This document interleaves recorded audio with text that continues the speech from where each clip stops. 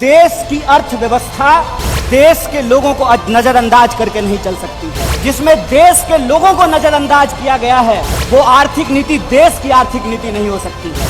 नाम देश का लिया जाता है और तिजोरियां दोस्त की भरी जाती है।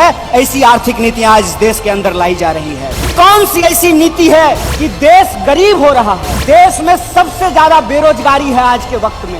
कोई ऐसा सेक्टर नहीं है जहां बेरोजगारी सर चढ़ करके बोल नहीं रही है। इस देश के संसाधनों पर मुट्ठी भर लोगों का कब्जा होता जा रहा है। देश कैसे गरीब हो रहा है और देश के दो चार पूंजीपति कैसे अमीर हो रहे हैं, यह कौन सी ऐसी जादू की छड़ी है जो मौजूदा सरकार चला रही है कि आम लोगों की आमदनी घटती जा रही है और देश के एक दो पूंजीपति दुनिया के अमीरों की सूची में जाकर के शुमार हो जाते हैं।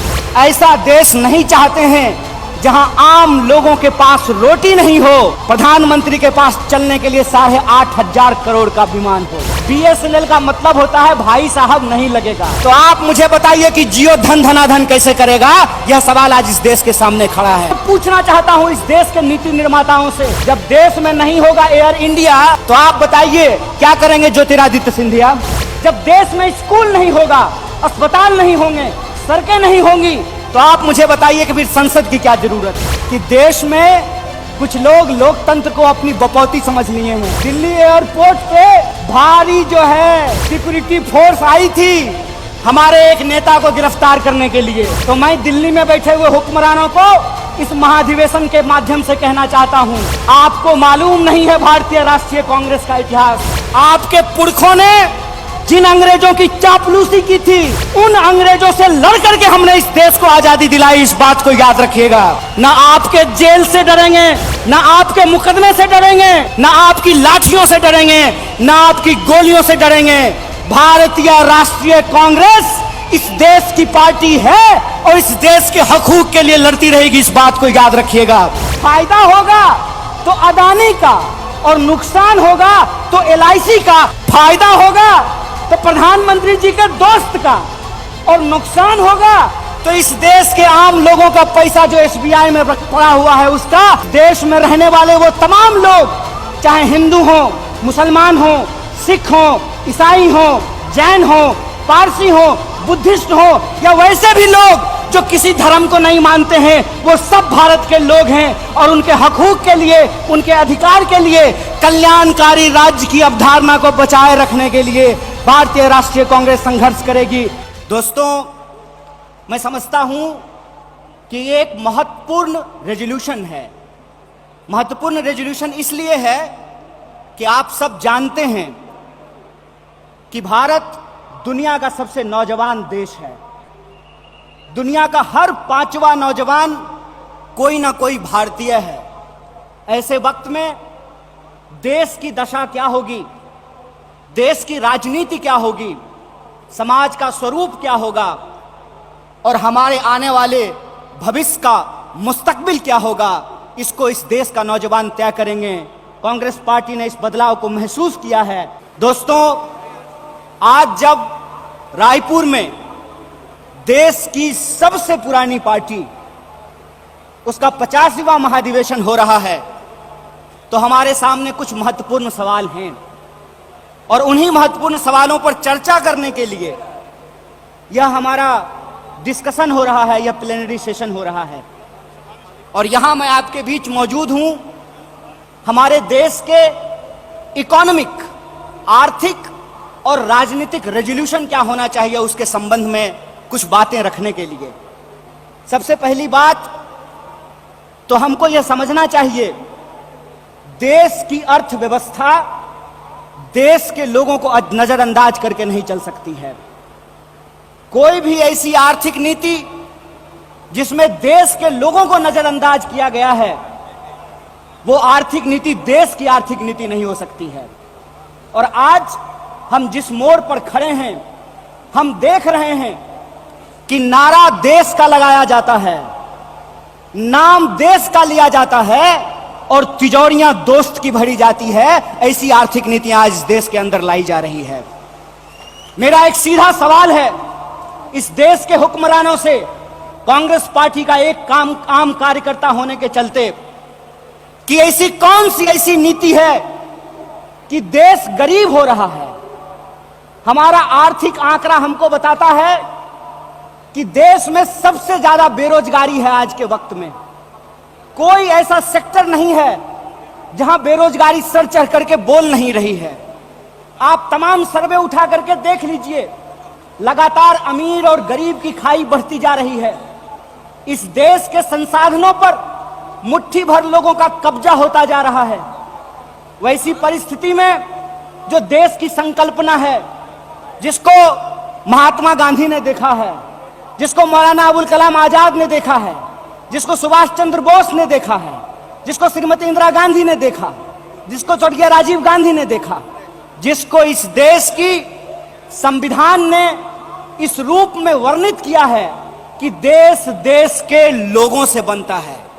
जब देश देश के लोगों से बनता है तो आप मुझे बताइए कि देश कैसे गरीब हो रहा है और देश के दो चार पूंजीपति कैसे अमीर हो रहे हैं। यह कौन सी ऐसी जादू की छड़ी है जो मौजूदा सरकार चला रही है?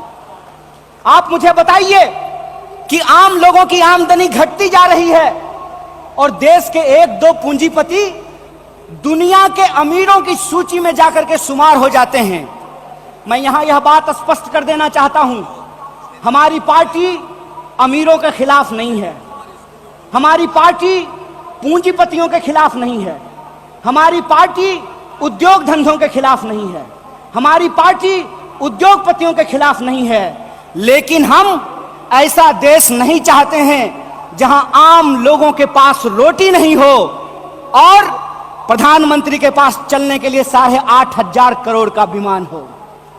हम ऐसा देश नहीं चाहते हैं कि इस देश के आम लोगों के हाथ में शिक्षा नहीं हो, कलम नहीं हो, स्लेट नहीं हो, कंप्यूटर नहीं हो, मोबाइल नहीं हो और इस देश की जो सरकारी संपत्तियां हैं, बीएसएनएल के बारे में क्या कहा गया?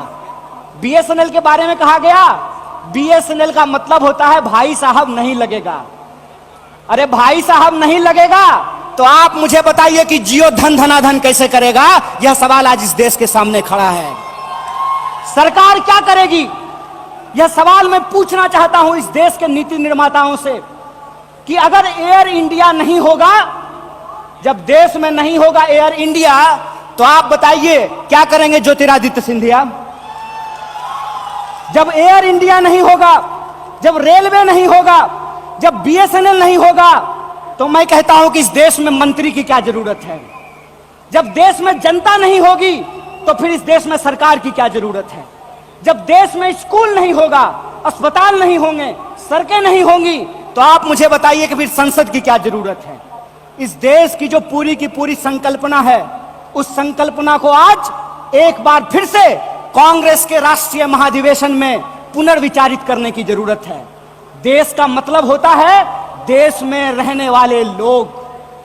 डीडी नेशनल पर एक कार्यक्रम आया करता था, नेहरू जी की किताब है डिस्कवरी ऑफ इंडिया।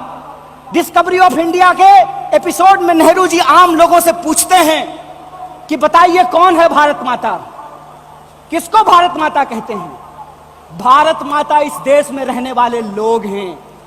जब हम भारत माता की जय बोलते हैं तो भारत माता की जय बोलने का मतलब है इस देश के 140 करोड़ लोगों की जय।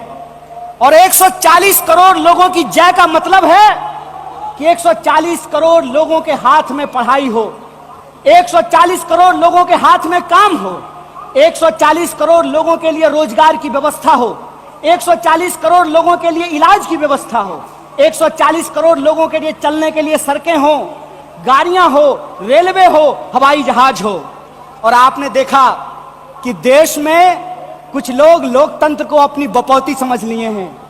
अभी जब मैं हवाई जहाज की बात कर रहा था तो मुझे दिल्ली एयरपोर्ट याद आ गया। दिल्ली एयरपोर्ट पे भारी जो है सिक्योरिटी फोर्स आई थी हमारे एक नेता को गिरफ्तार करने के लिए। तो मैं दिल्ली में बैठे हुए हुक्मरानों को इस महाधिवेशन के माध्यम से कहना चाहता हूं, आपको मालूम नहीं है भारतीय राष्ट्रीय कांग्रेस का इतिहास। आपके पुरखों ने जिन अंग्रेजों की चापलूसी की थी, उन अंग्रेजों से लड़ करके हमने इस देश को आजादी दिलाई। इस बात को याद रखिएगा। ना आपके जेल से डरेंगे, ना आपके मुकदमे से डरेंगे, ना आपकी लाठियों से डरेंगे, ना आपकी गोलियों से डरेंगे। भारतीय राष्ट्रीय कांग्रेस इस देश की पार्टी है और इस देश के हकूक के लिए लड़ती रहेगी, इस बात को याद रखिएगा।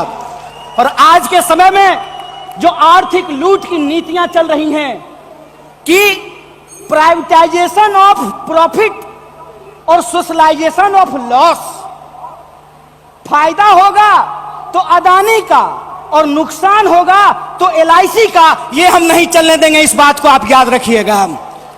फायदा होगा तो प्रधानमंत्री जी के दोस्त का और नुकसान होगा तो इस देश के आम लोगों का पैसा जो SBI में पड़ा हुआ है उसका, ये हम नहीं चलने देंगे, इस बात को याद रखिएगा।